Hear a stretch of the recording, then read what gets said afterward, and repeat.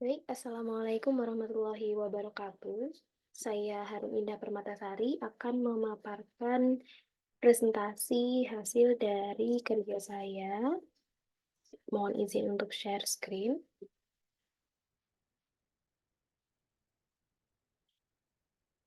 Baik,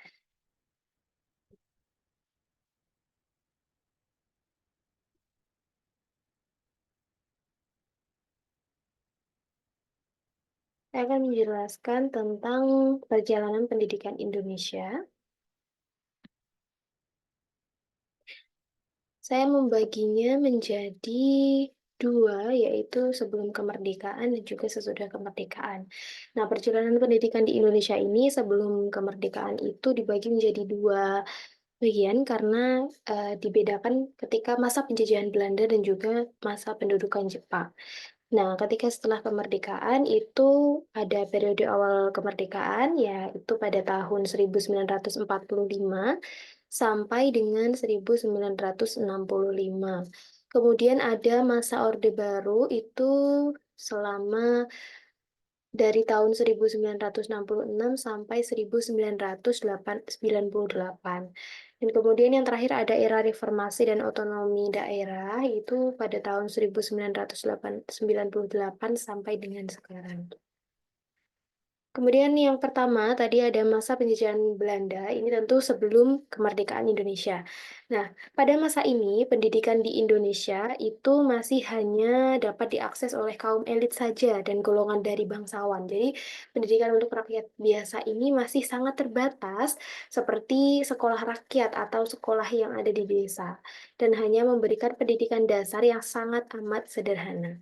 Nah, pemerintah kolonial Belanda sendiri itu sudah mendirikan sekolah-sekolah. Yang pertama ada Europees Lagery School atau ELS, lalu Hollands Islands School, lalu ada MULO atau MIR, ya itu ya dari bahasa Belanda.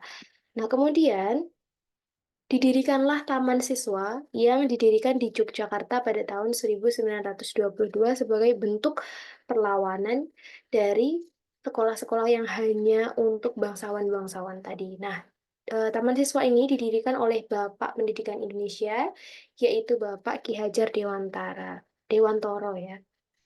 Kemudian, pada masa pendudukan Jepang, ini juga masih sebelum kemerdekaan, dari tahun 1942 sampai 1945, pemerintah Jepang ini menutup banyak sekolah dan menggantikannya dengan sekolah yang mendukung kepentingan militer Jepang saja.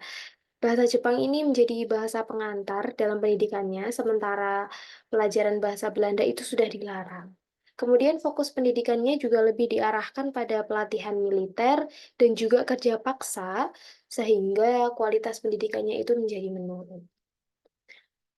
Kemudian periode awal kemerdekaan. Jadi ini setelah merdeka, itu dari tahun 1945 sampai dengan 1965. Jadi setelah Indonesia merdeka pada tanggal 17 Agustus 1945, pendidikan itu menjadi salah satu prioritas dari pemerintah yang harus dikembangkan, yang harus, karena memang dulunya masih dipimpin oleh penjajah Jepang. Nah, oleh karena itu, pemerintah ini mengeluarkan Rencana Pelajaran 1947 sebagai kurikulum pertama yang menekankan pendidikan karakter, kemudian nasionalisme, dan juga pembentukan identitas bangsa. Tetapi pada periode ini, tentu pendidikan Indonesia itu masih menghadapi banyak tantangan karena memang masih di awal kemerdekaan. Tantangan yang dihadapi itu seperti kekurangan guru, kekurangan sarana prasarana, dan juga eh, diakibatkan oleh dampak perang kemerdekaan sebelumnya. Kemudian, pada masa Orde Baru, yaitu setelah kemerdekaan, pemerintah Orde Baru itu menetapkan kebijakan pendidikan sebagai bagian dari upaya pembangunan nasional. Nah, ketika pada tahun 1984, pemerintah ini menerapkan program wajib belajar 6 tahun, yaitu untuk sekolah dasar, yang kemudian diperluas lagi menjadi wajib belajar 9 tahun pada tahun 1994. Nah, untuk pendidikannya sendiri ini berfokus pada penanaman ideologi Pancasila dan juga pembangunan ekonomi. Namun, sistemnya ini masih sentralistik dan juga kurang memperhatikan keragaman lokal. Pada era reformasi dan otonomi daerah, yaitu pada tahun 1998 sampai yang berlaku sekarang. Nah, untuk reformasi sendiri pada tahun 1998 ini membawa perubahan signifikan, termasuk sudah ada desentralisasi pendidikan. Jadi, kewenangan pengelolaan pendidikan ini diserahkan kepada pemerintah daerah. Nah, untuk kurikulum ini mengalami beberapa perubahan seperti kurikulum 2004 atau KBK, lalu kurikulum KTSP pada tahun 2006 dan juga kurikulum 2013 atau K13 yang lebih menekankan pada pengembangan keterampilan berpikir kritis dan juga kreatif. Nah, pada masa pandemi kemarin itu juga berlaku kurikulum prototipe, lalu pada 2021 kurikulum Merdeka ini juga diperkenalkan untuk memberikan fleksibilitas kepada sekolah dalam menentukan proses pembelajaran yang relevan dengan kebutuhan peserta didik.